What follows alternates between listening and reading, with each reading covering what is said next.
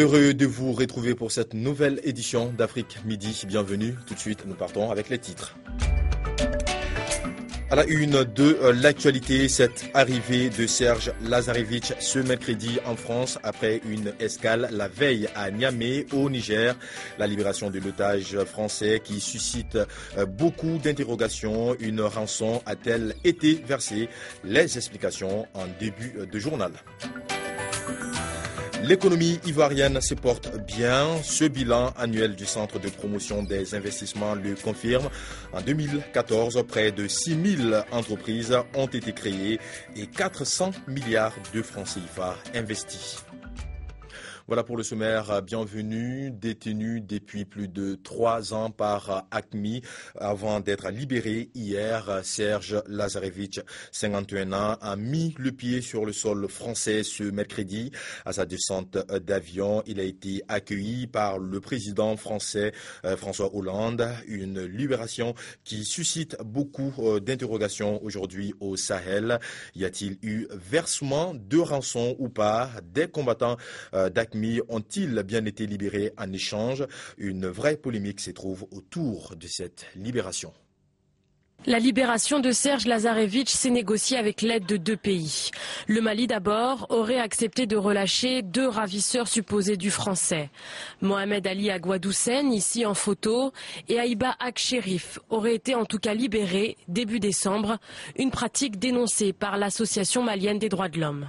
Si c'est un succès pour la diplomatie française, pour nous, c'est une grave violation des droits des victimes maliennes. Parce que nous ne comprenons pas, c'est nous qui souffrons ici au Mali. Mais s'il faut échanger un terroriste malien contre un otage français, ça voudrait dire que nous n'avons plus notre raison d'être. L'autre pays concerné, c'est le Niger, par le biais du Touareg Mohamed Akoté. C'est ce médiateur nigérien qui s'est rendu à Kidal pour négocier. C'est déjà lui qui, l'an dernier, avait permis la libération des 4 otages français d'Arlit.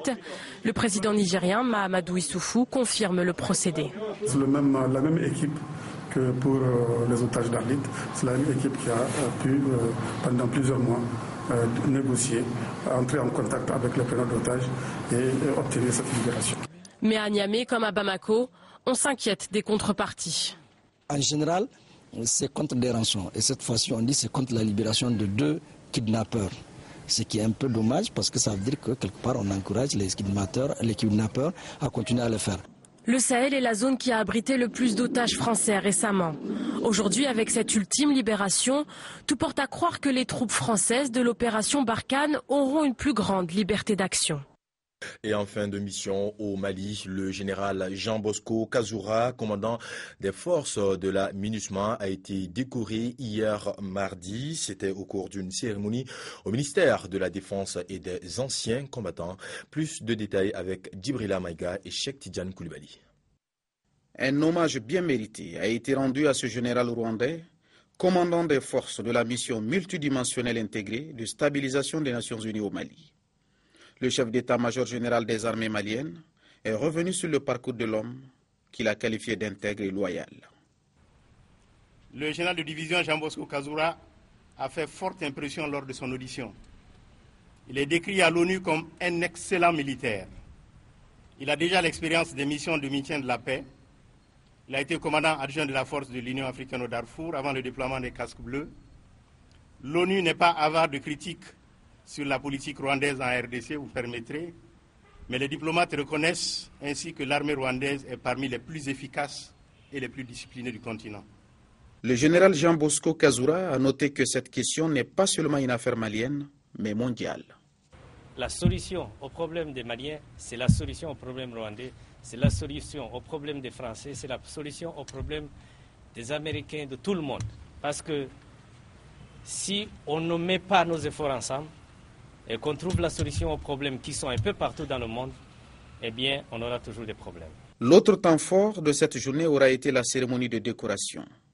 Jean-Bosco Kazoura a été décoré commandeur de l'Ordre national du Mali. Le général Jean-Bosco Kazoura est entré en fonction le 1er juillet selon la résolution 2100 du Conseil de sécurité des Nations Unies en date du 25 avril 2013, prenant le relais de la MISMA. La balle reste plus que jamais dans le camp de la MINUSMA pour être à la hauteur des attentes et des missions.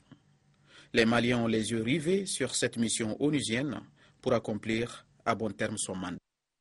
L'Alliance des forces démocratiques pour le Mali, AFD Mali, était face à la presse ce mardi à Bamako afin d'apporter des éclaircissements sur cette information et éviter le débat sur des sujets périphériques. AFD Mali se fixe comme objectif le soutien à la vision et au projet politique du président de la République du Mali, Ibrahim Boubacar Keïta, mais aussi le renforcement de la majorité présidentielle à travers une union des forces. Nous écoutons son président, Thiéman Hubert Koulibaly, à ces sujets. Nous avons jugé nécessaire de rencontrer la presse pour donner un certain nombre de clarifications. Parce que la création de notre plateforme avait provoqué une émotion auprès d'un certain nombre de nos camarades. Et puis la presse elle-même a beaucoup commenté l'événement.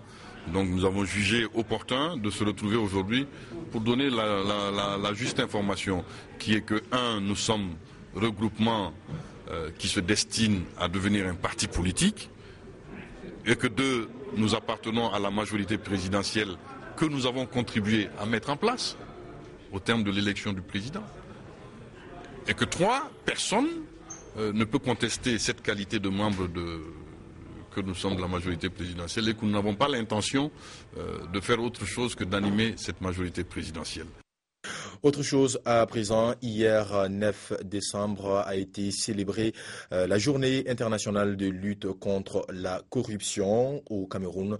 Le ministère de l'économie a saisi l'occasion pour ouvrir ses portes au public et aux administrations. Cela dans le but de faire découvrir les nouveaux outils destinés à rompre la chaîne de la corruption avec le pays. De nouvelles stratégies pour enrayer la corruption. Le ministère de l'économie, de la planification et de l'aménagement du territoire veut rompre ainsi la chaîne du fléau social. À l'observation, au traitement des dossiers, nous nous sommes rendus compte qu'il y avait une certaine faiblesse dans les dénonciations que nous recevions et nous avons donc conçu des outils qui serviront pour de bonnes plaintes et de bonnes dénonciations. Les objectifs, in fine, c'est vraiment qu'il y ait zéro corruption au Minipat. Les boîtes de dénonciation fonctionneront à travers le pays dans les administrations et les services déconcentrés. Les boîtes de dénonciation, nous les avons confectionnées pour que toutes les régions puissent en disposer. Déjà au niveau central, tous les sites du Minipat vont disposer des boîtes. Et la gestion des boîtes va être organisée au niveau de la cellule. C'est-à-dire que, comme vous voyez, chacune des boîtes a un numéro. Donc nous allons identifier les sites par leur numéro. Et leur gestion va se faire au niveau de la cellule, c'est-à-dire que c'est nous-mêmes qui avons les clés. Et selon une périodicité, nous irons ouvrir les boîtes pour récolter les fruits de notre démarche. Ces nouveaux instruments constituent la principale attraction des journées portes ouvertes dans cette annexe du ministère de l'économie.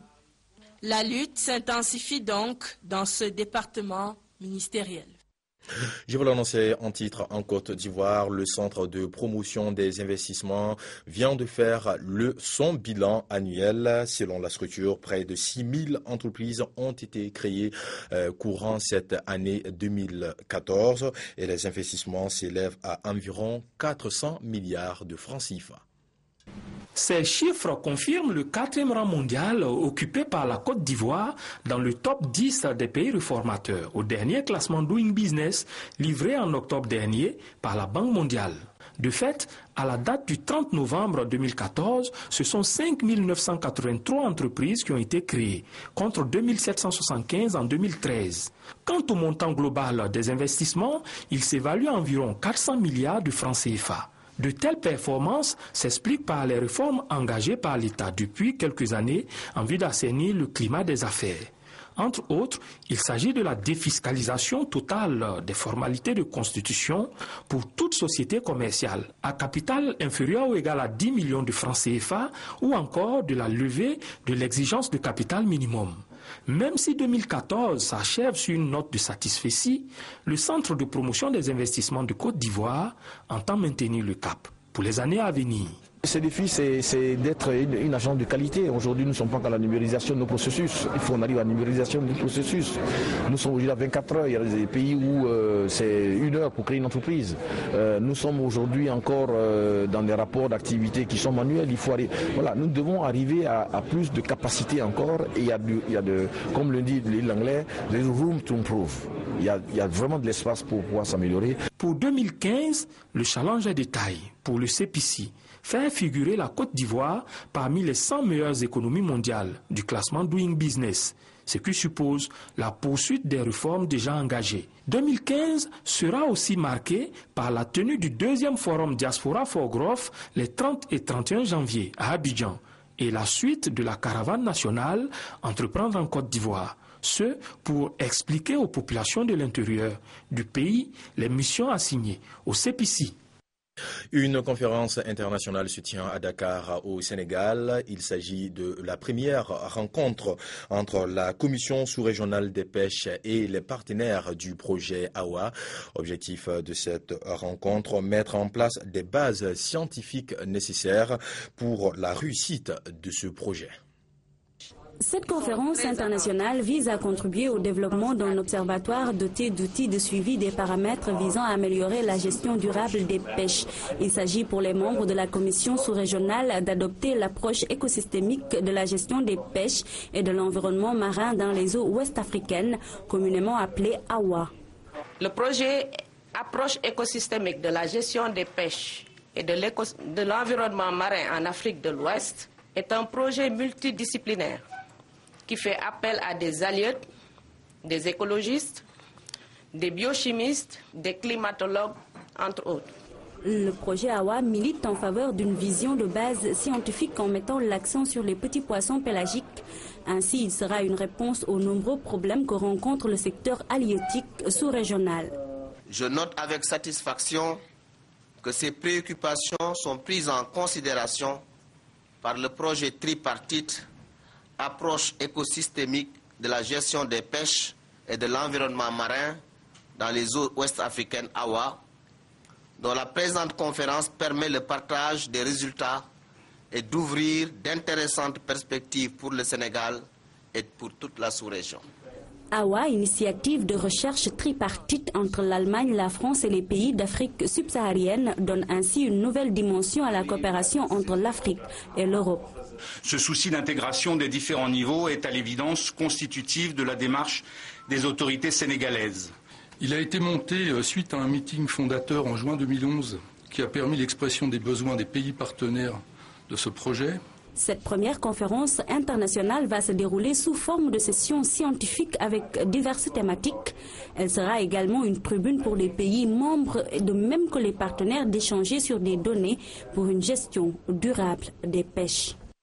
En Afrique du Sud, la juge qui a condamné pour homicide involontaire Oscar Pistorius accepte que le procès aille en appel où l'athlète risque une peine plus sévère. Cette décision intervient à la suite d'un appel formulé par le parquet. La juge Thokozile Massipa a accepté que la Cour suprême d'appel vérifie si elle a correctement appliqué la loi en condamnant l'athlète pour homicide involontaire et non pour le meurtre de son ami mannequin. Hors de nos frontières, hier, le Sénat américain a rendu public un rapport très attendu sur la torture pratiquée par la CIA dans les années 2000 après les attentats du 11 septembre. Un rapport très accablant. Aux États-Unis, des associations réclament des poursuites judiciaires. John McCain est le seul à applaudir ce document. 3 ans d'enquête et un constat accablant. Les démocrates majoritairement voulaient cette publication. Une grande partie des républicains jugeaient ce document dangereux pour les intérêts américains à l'étranger. John McCain, lui, a salué ce rapport. L'usage de la torture remet en cause ce qui fait la différence principale entre nous et nos ennemis. Tout individu, même un ennemi capturé, est protégé par les droits de l'homme. Des droits protégés par des conventions internationales que les États-Unis ont non seulement signées, mais en ont aussi été parfois les auteurs.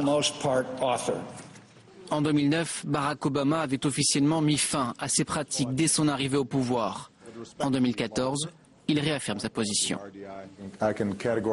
J'affirme catégoriquement que si quelqu'un a un comportement brutal, il violera directement mes ordres et la politique que j'ai mise en place en tant que président des États-Unis. Cette personne devra rendre des comptes pour avoir enfreint la loi. Pour les associations de défense des droits de l'homme, dénoncer ne suffit pas. Elles réclament des poursuites judiciaires à l'égard des responsables américains à l'origine des pratiques de torture, des personnalités de l'administration Bush. Les simulacres de noyade, les fausses exécutions, tout cela est totalement illégal selon le droit national et international. La torture ne peut jamais être utilisée, même en temps de guerre, mais l'administration Bush l'a utilisée encore et avec une brutalité incroyable. Mais un procès paraît peu probable à l'heure actuelle. 2 enquêtes menées depuis 2009 n'ont pu aboutir. Malgré les nouvelles révélations de ce rapport, le ministère de la Justice a décidé de ne pas donner de suite à cette affaire. Voilà qui referme Afrique Midi. Merci de l'avoir suivi. Restez en notre compagnie. Nos programmes continuent. À très bientôt sur notre chaîne. Au revoir.